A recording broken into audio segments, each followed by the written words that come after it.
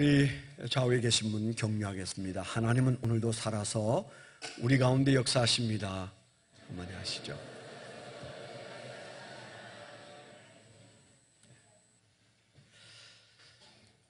오늘은 1년 중에 가장 경건해야 하는 중요한 주일이고 또 주간을 앞에 두고 있습니다.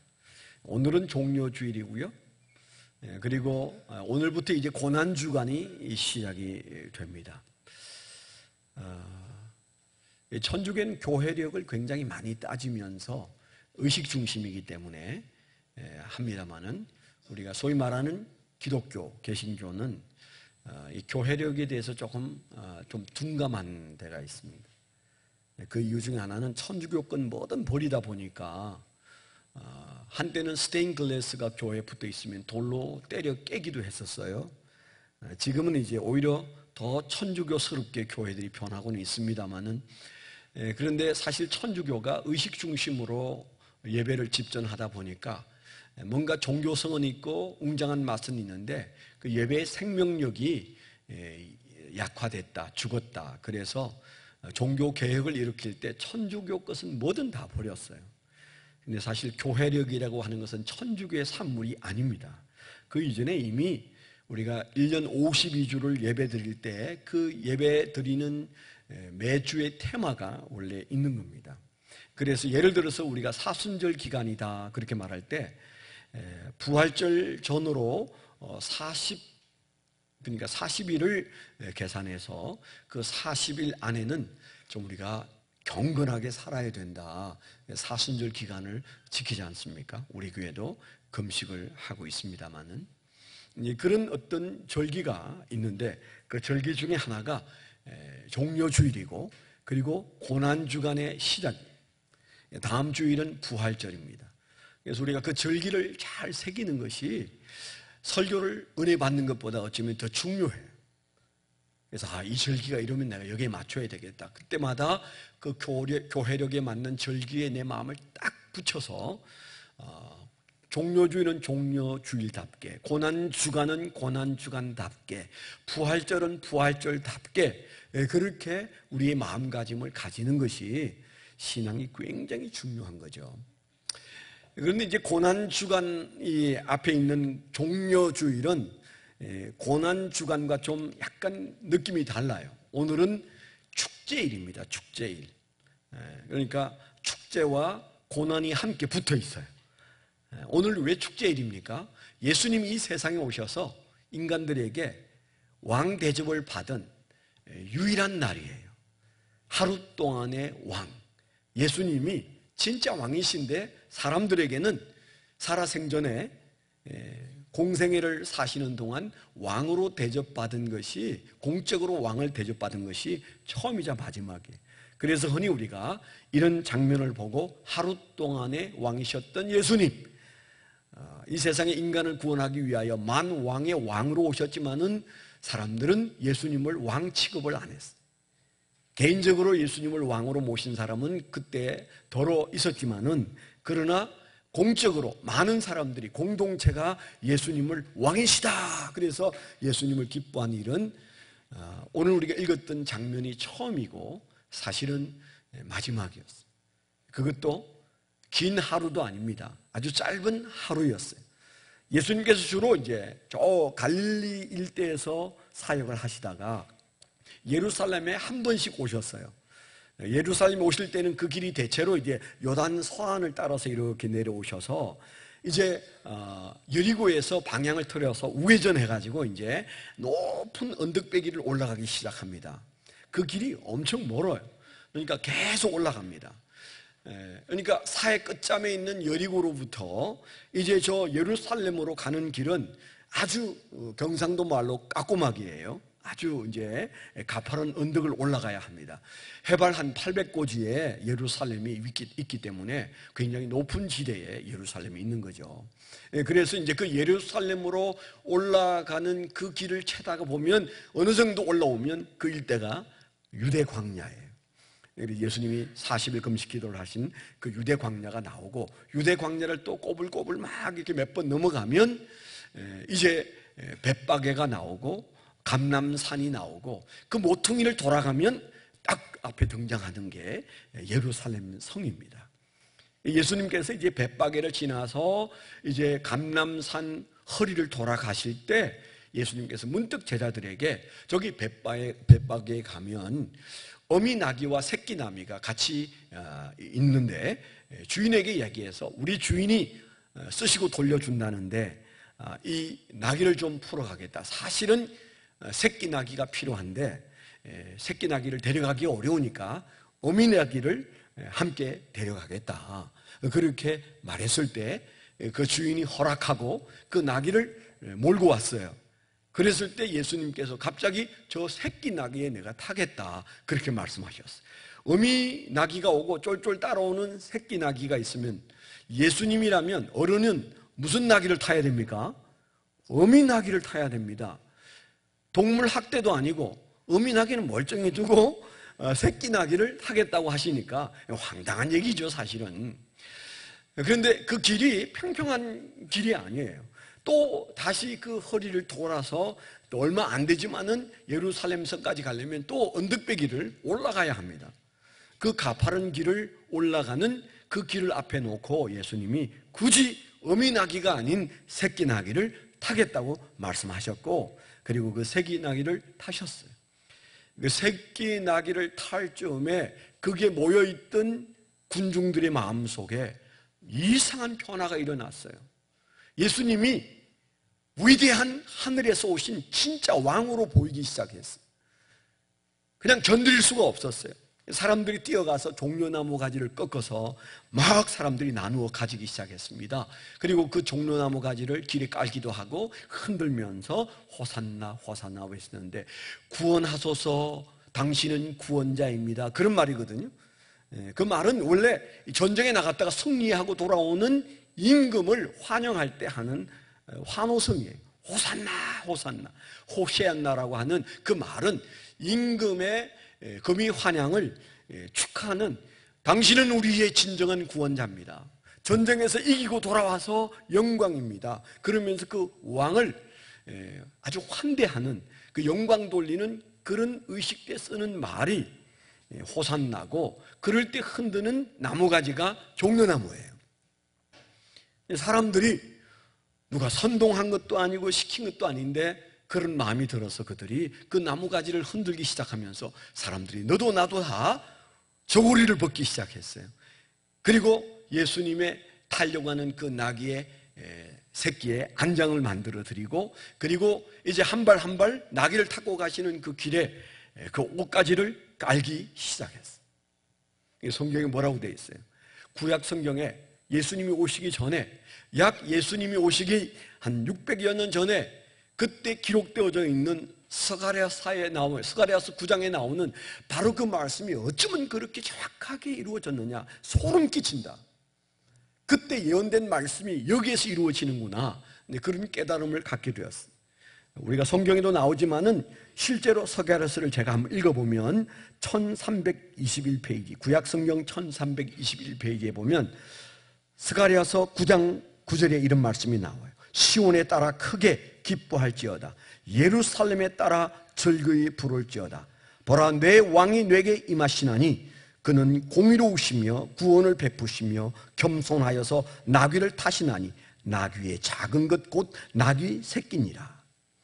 그렇게 예언되어져 있는 구약 성경이 바로 이루어지는 상황이 그때 벌어졌는데, 그때 사람들의 마음속에 누가 말하지 않는데 흥분이 일어나고 예수님을 향하여 당신은 우리의 진정한 왕이십니다, 이 세상에 유일한 왕이 있다면 예수 그리스도 당신이십니다, 그런 고백들 외치는 마음으로 호산나를 외치고 예루살렘 성까지 들어갔습니다.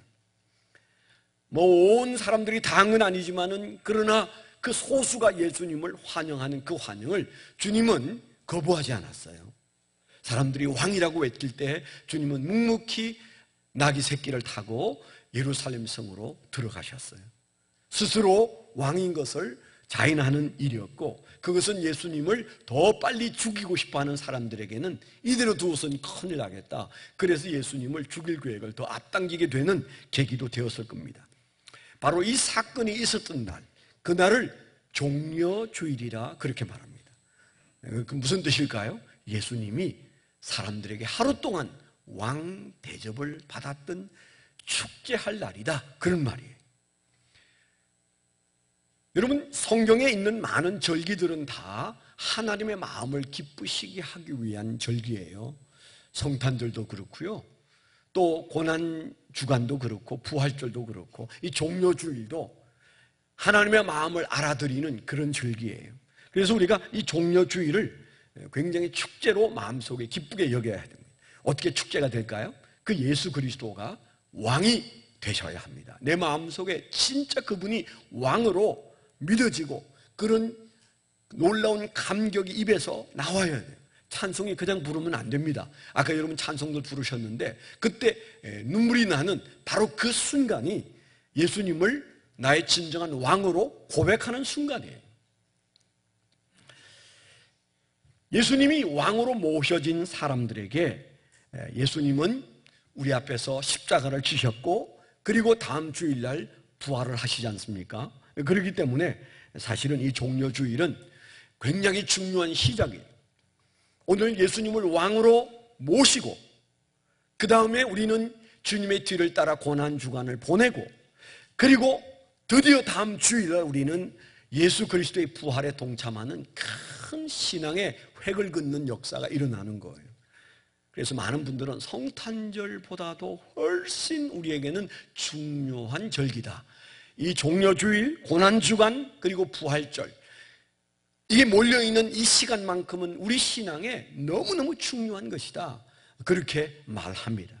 그래서 부활절은 대단히 중요하다는 뜻으로 서양인들은 달걀을 삶아서 그 달걀을 깨워서 우리가 먹기도 하고 그 달걀을 이렇게 잘 비치하기도 하고 또 아이들은 달걀을 나눠주기도 하고, 그래서 한국교회도 언제부턴가 이제 달걀을 열심히 만들어서 그걸 삶아서 동네 사람에게도 나눠주는 이유가 바로 그 무덤을 깨고 일어난 예수님을 환영하기 위한 것인데, 여러분, 그 부활은 반드시 우리가 예수 그리스도를 나의 왕으로 고백하고 그리고 주님의 고난이 바로 나를 위한 고난이었음을 기억하는 이 경건한 한 주간을 산 사람들의 몫이에요.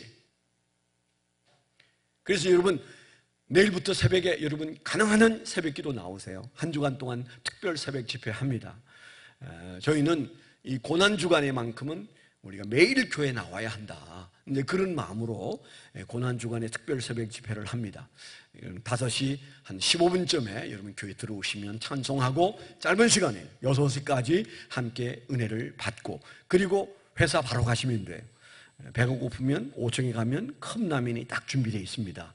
그래서 여러분들이 그냥 컵라면 드시고 그렇게 해서 여러분 출근하면 아주 유쾌한 아침 출근이 될 수 있어요. 내일 아침부터 한 주간 동안 금요일까지 나오게 되시기를 축원합니다. 아멘 했어요? 네. 근데 아멘을 다는 안 하고만 반 정도 한 것 같은데 뭘 그렇게 아끼십니까? 해놓고 안 했다고 해서 하나님이 벌 주는 거 아니에요. 내일부터 새벽 예배 나오기를 축원합니다. 네, 대답했어요. 예수님께서 이 세상에 우리를 구원하기 위해 오셨지만 예수님의 신분에 대한 얘기 중에 정말 우리 가슴 떨리게 하는 신분이 왕이신 예수, 그 예수가 우리의 왕이시라는 사실이 굉장히 중요합니다. 근데 요즘 우리가 이제 대통령도 끌어내리는 세상이기 때문에 왕이란 말을 안 좋아합니다. 잘 보세요. 세계 아주 많은 나라에 아직도 왕이 있습니다. 이웃한 일본에도 왕이 있고요, 영국에도 왕이 있고요. 많은 나라에 실권은 없지만은 그러나 상징적인 왕이 있는 나라가 아직도 많이 있습니다. 그런데 여러분, 대통령이 있는 나라는 왕이 있는 나라보다도 더 좋은 나라일까요? 그렇지 않습니다. 왕이 불완전하니까 우리가 민주주의 어쩌고 저쩌고 하지, 세종대왕 같은 사람이 있으면 그분이 왕 하겠다면 시키지 않겠습니까? 안 그래요? 문제 있다는 문재인이 하겠습니까? 철수하겠다는 안아무개가 하겠습니까? 지금 나오겠다는 사람들 중에 누구 하나를 찍어야 되는데 지금부터 고민이에요. 고민이에요. 여러분 중에 고민 안 하는 분도 계시지만 저는 좀 고민이 됩니다. 왜냐하면 너무 불완전한 사람들이니까. 늙어서 그런지 약간 걱정이 많이 돼요. 그래서 이 나라가 저분들의 생각대로 가면 잘 될까? 그런 걱정이 제 마음속에 많이 있는데, 아니 누가 세종대왕 같은 사람이 와서 왕 하겠다면 찍어주고 싶어요. 그런데 우리 신앙에서 예수님이 우리의 왕이라고 말하는 것을 여러분 기분 나쁘게 생각하지 마세요. 어떤 대통령도 지금까지 우리나라 대통령들이 잘해보겠다고 했는데 잘한 사람이 없는 것 같습니다. 그런데 우리가 정말 이 세상에 살아가면서 불합리하고 불완전한 세상에서 예수님이 왕이 되시면 얼마나 좋겠어요. 그분은 하나님이시고 우리를 위해서 자기 목숨까지 버리신 그분이 우리의 왕이 되어주시면 우리 인생이 확실히 변합니다. 그래서 적어도 예수님이 왕이란 말 속에는 그 예수가 왕이 되셔서 뭐 하셨어요? 우리의 죄를 해결하고 우리의 죽음의 문제를 해결하시는 왕이세요. 어떤 왕이 인간의 죄를 해결하고 인간의 죽음을 해결할 수 있습니까? 예수 그리스도만이 우리의 왕으로서 예수가 왕이 되면 내 죄, 나의 죄로 말미암은 사망 문제, 아무도 넘어가지 못한 이 사망의 바리케이트를 키워주실 수 있는 분이 예수님이세요. 얼마나 아름다운 일입니까? 그뿐 아닙니다. 예수님이 나를 구원하시는 왕으로서 호산나 나를 구원하실 분으로 이 세상에 오셔서 왕이시기 때문에 좋아할 뿐만 아니고 마귀를 박멸하고 마귀로부터 우리를 보호하시는 능력이 그 왕에게 있어요. 여러분 우리가 잘 몰라서 그렇지 이 세상 문화 그리고 그 뒤에 숨어있는 사탄의 세력 때문에 우리가 얼마나 많은 고초를 겪고 그리고 억울한 일들이 일어나고 이 세상이 불합리한지 몰라요. 그리고 우연히 일어났다고 생각하십니까? 아닙니다. 공산주의 우연히 일어났다고 생각하십니까? 히틀러가 우연히 일어났다고 생각하십니까? 아니에요. 이 세상을 불행하게 만드는 악한 영이 그 뒤에 있기 때문입니다. 그런데 뭐예요? 예수가 우리의 왕이 되면 사탄으로부터 우리를 보호해 주십니다. 아멘? 사탄으로부터 우리를 지키기 위해서 이 세상에 오셨어요. 사탄의 머리를 부수기 위하여 예수님이 오신다고 창세기부터 우리에게 예언해 주셨어요. 사람은 안 됩니다. 우리가 무슨 힘으로 마귀와 싸울 수 있겠습니까? 마귀를 이기는 영혼이 없습니다. 저도 목사지만 저도 마귀를 이길 수 있는 존재가 아닙니다. 하나님이 예수님이 왕으로서 보호해 주시지 않으면 우리는 다 넘어집니다. 그렇지 않아요? 우리가 다 그렇지 않습니까? 그래서 우리가 마귀보다 강하지 않고 눈에도 보이지 않는 마귀가 무슨 짓을 하는지 우리가 알지 못합니다. 그러나 우리가 예수 그리스도의 우리 왕이 되시면 마귀로부터 우리를 지켜주시는 왕이십니다. 그뿐만 아닙니다. 예수 그리스도는 평강의 왕이세요. 아멘. 우리를 죄로부터 구원하시는 구세주 왕이시면서 마귀로부터 우리를 보호하시는 왕이시면서 평강의 왕이세요. 우리가 그토록 원하는 평화를 어디서 찾습니까? 누가 약속했습니까? 돈이 평화를 주든가요? 아닙니다. 평강을 주실 수 있는 분이 꼭 한 분 계시다면 평강의 왕 예수 그리스도 그분밖에는 없으세요. 그래서 우리 인생에서 신앙은 뭐냐? 예수 그리스도를 왕으로 모시는 겁니다. 그분이 왕이 되셔야 구원받고 그분이 왕이 되셔야 마귀로부터 보호받고 그분이 왕이 되셔야 비로소 풍요와 평강이 우리에게 찾아오기 때문에 우리 신앙은 뭐예요? 예수님을 손님으로 취급하지 않고 예수님을 왕으로 모시는 거예요. 바로 그래서 신앙은 곧 예수님을 왕으로 모시는 것이다. 우리가 그렇게 말해도 하나도 틀리지 않아요. 그래서 예수님이 이 세상에 오셨을 때 아주 소수가 예수님을 왕으로 받아들였습니다. 오늘은 바로 저와 여러분들의 마음속에 정말 진정을 다해서 예수님은 나의 왕이십니다. 그런 고백이 일어나야 하고 그 고백이 하늘에 가득 차야 하는 종려주일이에요. 우리가 그 하나님을 높여드리고 예수님을 왕으로 높여드릴 때 비로소 우리 삶 속에 평화가 찾아오고 우리가 원하는 이상의 삶이 우리에게 주어지게 될 줄 믿습니다. 예수님이 우리의 왕이시면 우리 인생 충분합니다. 예수님이 나의 왕이시면 내 인생 충분해집니다.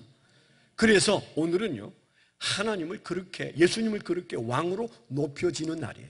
우리가 이런 날은 예수님에게 왕으로 고백하는 그런 찬송이 좀 필요한 날이기 때문에 저는 여러분에게 찬송을 같이 부르자고 말하고 싶어요. 세 곡을 부를 텐데요. 먼저 두 곡은 찬송가에 있는 찬송을 뜻을 생각하면서 여러분들이 고백하는 마음으로 부르시면 좋겠는데, 80장 찬송을 부르시면 그게 2절에 보면 주 십자가에 달릴 때 명패에 쓰인 대로 저 유대인의 왕이요 곧 우리 왕이시라, 그런 말씀이 나오는데 1절부터 4절까지 우리 함께 한번 부르도록 하겠습니다. 뜻을 생각하면서 저는 이 찬송을 부를 때마다 힘이 나고 눈물이 나더라. 80장 부르겠습니다.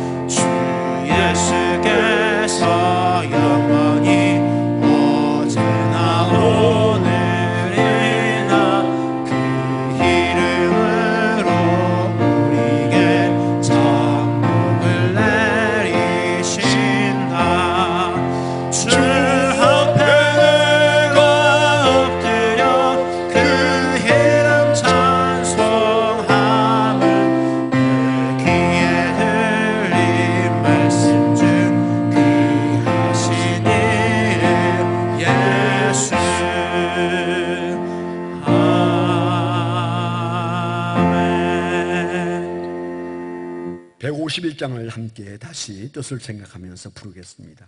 우리 고난주간에 꼭 부르는 찬송 151장 찬송, 만 왕의 왕 내 주께서 왜 고초당했나, 우리 한번 부르겠습니다.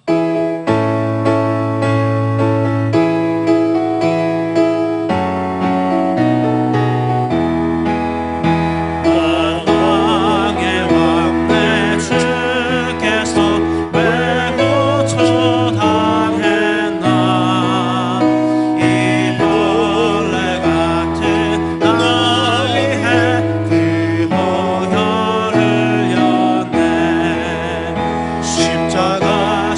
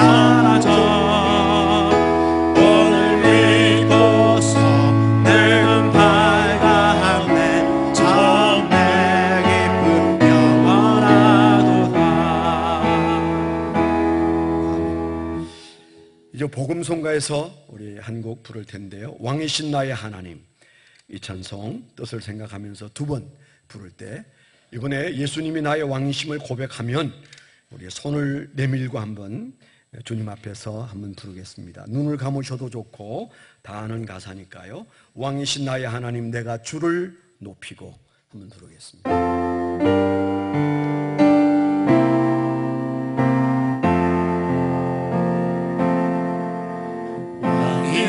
왕이신 나의 하나님,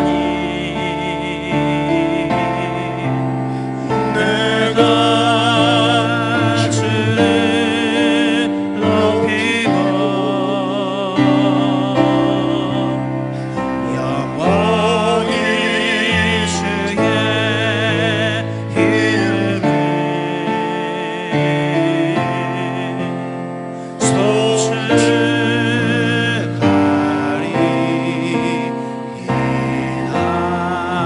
영원히 주의 이름을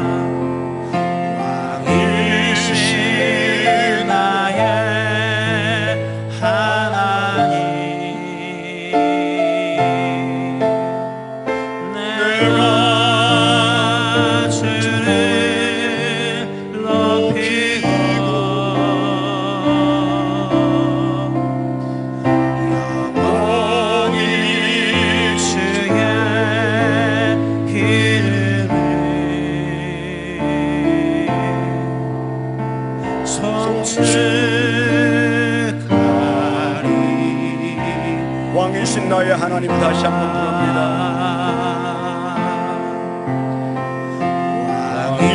왕이신 나의 하나님, 내가 주를 높이고 내가 주를 높이고 영원히 주의 이름을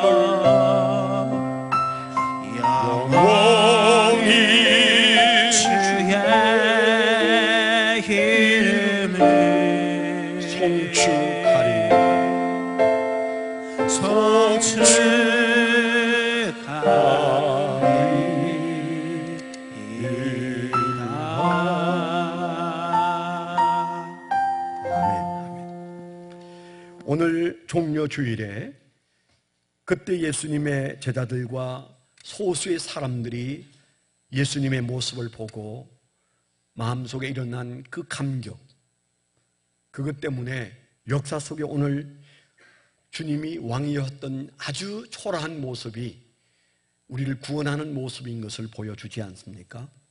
우리가 오늘 이 종려주일에 그리고 이 한 주간 동안 주님을 따르는 자라면, 예수님을 왕으로 모신 자라면 우리가 꼭 기억해야 하는 세 가지가 있어요. 그 세 가지를 가지고 경건하게 한 주간을 사셔야 합니다. 보통 우리가 이 고난주간을 금식주간이라 그렇게 말해서 대체로 교인들이 금식하는 주간입니다. 한 끼를 하든지 하루를 하든지 아니면 3일 금식을 하든지 일주일 금식을 하든지, 전 세계 모든 그리스도인들이 금식하는 한 주간. 왜 할까요? 주님의 고난에 동참하고 주님을 영광 돌리는 도구가 된다면 기꺼이 금식하겠습니다. 그런데 오늘날 우리는 밥을 굶는 금식보다 어쩌면 더 중요한 것이 우리가 일상 붙잡고 있는 문화로부터 우리를 격리시키고 일상의 염려와 근심으로부터 우리가 즐기는 오락으로부터 우리를 격리시키는 것이 중요합니다. 그래서 어떤 교회들은 이 기간에 미디어 금식을 하는 교회도 있어요. 텔레비전에 교회가 발부한 스티커를 갖다가 다 붙여놓기도 하고, 그리고 인터넷 가능한 한 필요한 것 외에는 안 하게 하고, 또 학생들은 오락 가능한 한 스스로 못하게 하고, 그렇게 해서 이 고난주간을 주님을 생각하면서 왕 대신 예수님을 생각하면서 살도록 촉구하고 있는데요. 세 가지 기억하십시오. 그때 예수님의 사랑하는 사람들이 예수님을 향하여 호산나라고 외칠 때 그들은 무엇을 했는가? 첫째는 예수님을 왕으로 섬기는 자의 가장 큰 특징은 순종입니다. 예수님을 왕으로 환영하는데 예수님에게 아무런 순종할 마음이 없다면 그건 왕으로 모시는 게 아니에요. 예수님이 제 아들이 가서 나귀를 데리고 오라, 가지고 오라 했을 때 이해가 안 됐지만 기꺼이 갔습니다. 그리고 그 나귀의 주인은 예수님이 쓰시겠다 했을 때 그 어미와 새끼를 무슨 용도인지 잘 알지 못하지만 기꺼이 내어놓았습니다. 그들의 순종이 없었더라면 주님은 하루 동안의 왕이 될 수가 없었을 거예요. 왕은 그 신하와 그 백성에게 순종을 요구합니다. 우리가 정말 구원받고 마귀로부터 보호받고 그리고 주님이 주시는 평화를 누리기를 원한다면 우리는 왕이신 예수님 앞에 순종적인 삶을 살고 있는가? 포기할 것 포기하고 있는가? 스스로를 돌아보는 한 주간이 되시기를 축원합니다. 두 번째는 그들은 누가 보든지 무슨 말을 하든지 개의치 아니하고 그들은 예수 그리스도를 왕으로 높였어요. 신앙은 마음으로 믿지만 그러나 입으로도 표현하기를 원하시는 것이 하나님의 뜻입니다. 마음으로 믿어 의에 이르고 입으로 시인하여 구원에 이른다, 그렇게 말씀하셨어요. 우리가 마음으로 믿는 예수, 그것으로 구원받을 수 있어요. 그렇지만은 주님이 기대하시는 것은 내가 너에게 뭐냐? 왕이냐? 그러면 너의 왕이고 세상의 왕이고 진정한 왕이 예수인 것을 사람들에게 얘기해라. 그것이 왕을 영광 돌리는 행위거든요. 그래서 그들은 카페트가 준비되지 않았기 때문에 가슴 속에 주님이 가시는 그 길에 뭔가를 깔아야 되는데, 그래서 종려나무 가지를 꺾어서 깔고 그리고 자기의 옷을 벗어서 그 길에 깔아서 주님, 이 옷을 밟고 지나가십시오. 얼마나 초라한 모습이에요. 빨간 주단이 깔려도 뭐한데 사람들의 옷가지가 깔려있는 그 위를 밟고 예수님이 예루살렘에 들어가시는 초라한 행렬이었지만은 그때 예수님을 높였던 사람들은 지금도 영광 속에 살게 될 줄 믿습니다. 우리가 영광을 누리기를 원하고 삽니다. 사람들이 그저 힘들게 살 때는 밥 먹기를 원하고 밥 먹으면 또 뭔가 우리가 이런저런 것들을 가지기를 원하고 그 정점에 뭐가 있어요? 내가 좀 인정받고 싶다, 존경받고 싶다, 좀 영광을 누리고 싶다, 그런 마음들을 다 가지고 있지 않아요? 우리 안에 영광에 대한 욕구가 다 있습니다. 그런데 정말 우리가 영광스러운 인생을 언제 살 수 있을까요? 예수 그리스도를 영광 돌리기 전에는 우리는 아무리 돈으로 쳐발라도 영광스럽지 않습니다. 마라톤을 뛰어서 올개간을 써도 일주일 안에 시들어서 다시는 볼 수 없습니다. 우리가 메마르지 않는 영광을 얻는 길은 그분을 영광 돌려야 돼요. 예수 그리스도를 영광 돌려야 돼요. 주님은 우리가 깔아놓은 옷가지도 밟고도 영광을 받으셨어요. 나무가지를 흔들어도 영광을 받으십니다. 우리가 돈이 있어서 하나님을 영광 돌리는 것 아니에요. 오늘 이 순간에 우리가 진실로, 조금 전에 여러분이 불렀던 찬송이 진실된 마음으로 예수를 왕으로 고백한 찬송을 불렀다면 오늘 예수님은 엄청난 영광을 받으셨을 거예요. 그들이 가면서 호산나라고 외쳤던, 그들이 높였던 그 모습에서 오늘 우리에게 뭘 말할까요? 너가 나를 왕으로 여기느냐? 그러면 사람들 앞에서 나를 인정해라. 사람들 앞에서도 당당하게 예수가 왕이심을 고백해라. 내게만 고백하지 말고 사람들에게도 선포하라. 드러내라. 그렇게 말씀하셨어요. 그렇게 보여주셨어요. 우리가 예수 믿는다는 것은 마음으로 믿는 것으로 끝나지 않습니다. 입으로도 시인하는 것입니다. 그 입에 예수가 누구냐? 예수가 진정으로 인류의 왕이요, 나의 왕이요, 그리고 아직 모르는 당신의 왕이기도 하고, 그 당신이 왕이신 예수님을 인정하면 당신의 삶에 구원이 일어나고 마귀로부터 구원받고 그리고 보호받고 그리고 평강이 찾아온다고 여러분들이 예수 그리스도를 드러내게 되기를 축원합니다. 또 한 가지 중요한 것, 그때 그들은 예수님이 가시는 그 길을 따라가지 않았습니까? 그 길이 어떤 길이었습니까? 십자가의 길이었습니다. 더러 흔들리기도 하고 더러 혼란에 빠지기도 했지만 그들은 예수님의 길을 따라서 십자가의 길을 갔습니다. 오늘 우리가 예수 그리스도를 왕으로 섬긴다면 그 예수가 진짜 내가 바라던 왕이 되지 않았을 때도 그 십자가의 길을 따라가는 것이 제자의 도입니다. 가룟 유다는 아니 뭐야, 예수가 왕이 될 줄 알았는데 점점 시들어지네. 그리고 그는 죽는다고 말하네. 그래서 그가 예수를 버리지 않았습니까? 그건 예수 제자의 길이 아닙니다. 예수님을 왕으로 여기는 사람들은 예수 그리스도께서 가신 그 십자가의 길을 따라가는 사람들입니다. 이 고난주간 우리가 주님과 함께 우리가 진지하게 경건하게 한 주간을 사셔야 돼요. 예수님께서 뭐라고 말씀하셨어요? 누가복음 9장 23절에 아무든지 나를 따라오려거든 자기를 부인하고 날마다 제 십자가를 지고 나를 좇을 것이니라, 그렇게 말씀하셨어요. 자기를 부인하고 자기 십자가를 지고 나를 내 십자가의 길을 따라오라, 그렇게 말씀하셨어요. 바울 사도가 뭐라고 말했어요? 갈라디아서 2장 20절에 내가 그리스도와 함께 십자가에 못 박혔다니, 내가 그리스도와 함께 십자가에 못 박혔나니 그런즉 이제는 내가 사는 것이 아니요 오직 내 안에 그리스도께서 사시는 것이라. 이제 내가 육체 가운데 사는 것은 나를 사랑하사 나를 위하여 자기 자신을 버리신 하나님의 아들을 믿는 믿음 안에서 사는 것이라, 그렇게 말씀하셨어요. 우리가 이 주님의 뒤를 따라 십자가의 길을 가는 그 끝에서 예수 그리스도의 부활 영광을 만나게 될 줄 믿습니다. 십자가의 길이 없는 사람에게 부활은 결코 그렇게 영광스럽지 않아요. 여러분 잘 아시는 도울 김용옥 아시죠? 좋아하는 분이 계신지는 모르겠습니다만은 저는 참 이분이 특별하다고 생각하는 사람이에요.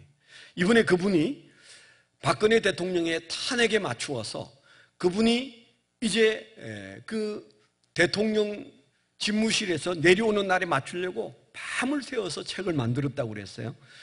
그 만든 책이 로마서 강해입니다. 대단하긴 해요. 저는 10수년을 신학 공부를 했는데 이분은 꼴랑 2년 신학 공부했어요. 그런데 로마서 강해를 쓰시고 저는 아직 로마서 강해를 쓴 적이 없습니다. 그 내용은 좀 읽어봐야 알겠지만은 그 전에 제가 요한복음 강해를 제가 보니까 배를 잡고 웃었습니다. 이분은 이렇게 유명해지고 싶은가? 불교 경전도 건드리고 유교 경전도 건드리더니 드디어 기독교의 성경도 건드리는구나, 이런 생각이 들었는데 로마서 강해를 이분의 책으로 냈답니다. 사보지 마세요. 네. 아니 2년 신학 공부를 그것도 학부에 하시고 무슨 대단한 영역이 있어서 로마서 강해를 제대로 썼겠습니까? 자기 말 성경을 빌려서 하고 싶을 뿐이죠. 그런 책 읽으면 시험 됩니다. 그런데 그분이 인터뷰를 하는데 이런 말을 했어요. 내가 로마서 강해를 쓴 이유는 오늘날 한국의 기독교인들에게 하고 싶은 말이 있고, 그리고 박근혜를 추종하는 저 태극기 물결들에게 하고 싶은 말이 있어서 내가 로마서 강해를 썼다 그랬어요. 그럼 왜 로마서 강해를 그런 걸 위해서 쓰나요? 그런데 이런 말을 했어요.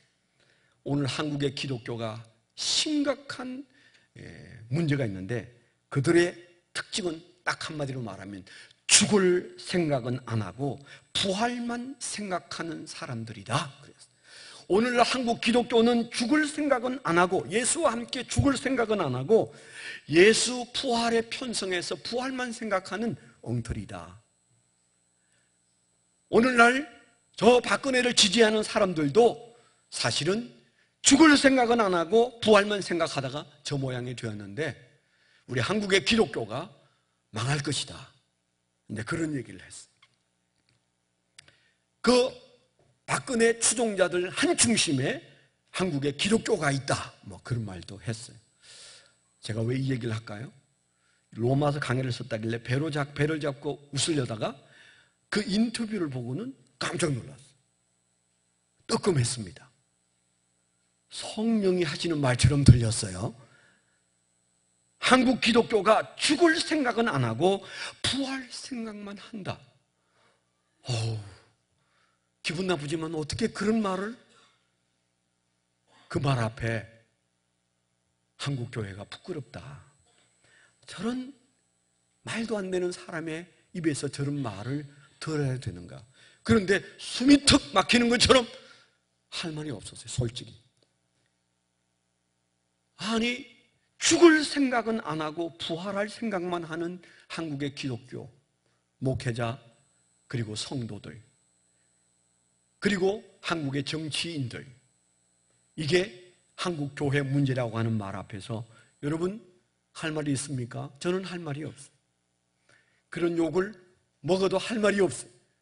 정말로 한국 교회가, 아니 저와 여러분들이 주님의 그 고난의 걸음을 따라가 걷기보다는 부활의 영광만 말하고 생각하고, 됐다, 우리는 아무것도 안 했지만 주님이 다 하셨으니까 우리는 이제 괜찮은 거야, 우리가 이렇게만 말한다면 밀양이라는 영화에서 말하는 엉터리 없는 말이나 이 말 앞에 우리는 잘못된 말이라고만 말할 수는 없잖아요.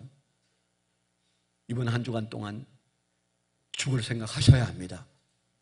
그분의 말이 틀렸다고 말할 수 있는, 다음 주일날 부활절날, 아니 그래도 한국교회가, 그리고 한국교회 믿음의 사람들은 왜 죽을 생각 안 하겠느냐고. 이미 죽었는데.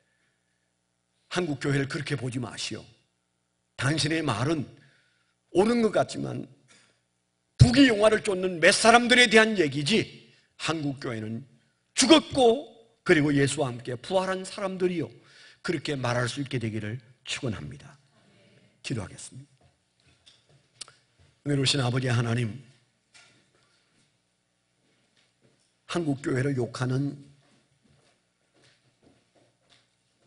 예수를 믿지 않는 사람의 입에서 조롱하는 말을 수없이 들으면서 우리가 혹시 문제는 없는가, 무슨 문제가 있는가, 우리 자신을 그들의 입술을 통하여 우리에게 하시는 하나님의 말씀에 우리가 귀를 기울이지 않으면 정말 하나님이 우리를 버리고 하나님이 우리와 싸우셔서 우리가 부끄럽게 될까 두렵습니다. 이 종려주일에 주님은 우리의 왕이심을 다시 한번 고백합니다. 이제 왕 되신 주님께서 우리를 죄와 사망으로부터 보호하여 주시고 건져주셨으며, 또한 사탄의 공격으로부터 우리를 보호하시며 진정한 평화를 우리에게 주시기 위하여 기꺼이 죽으신 예수 그리스도, 이 고난주간 주님의 죽음의 길을 따라가 부활을 함께 찬양하는 종들이 되기를 사모합니다. 우리의 영혼을 일깨워 주시고 우리의 교회와 우리의 가정과 우리의 영혼들을 주님께서 일으켜 주시옵소서.